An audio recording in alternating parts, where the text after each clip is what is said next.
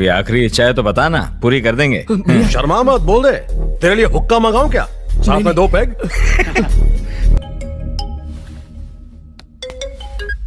Hello sir. मेरी बात करवा दो। चुप सर, ये वो नहीं हो सकता सर।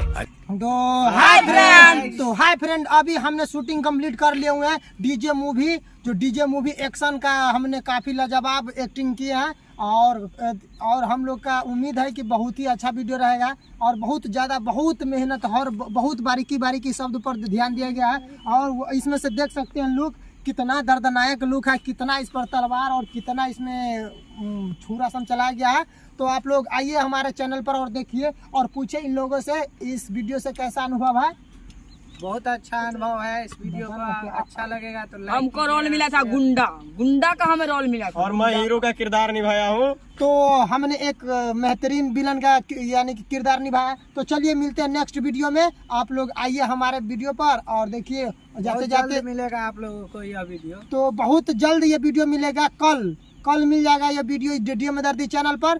तो आप लोग आइए हमारे चैनल पर और जाते हमारे चैनल को लाइक कीजिए और सब्सक्राइब कीजिए। चलिए मिलते हैं नेक्स्ट वीडियो में।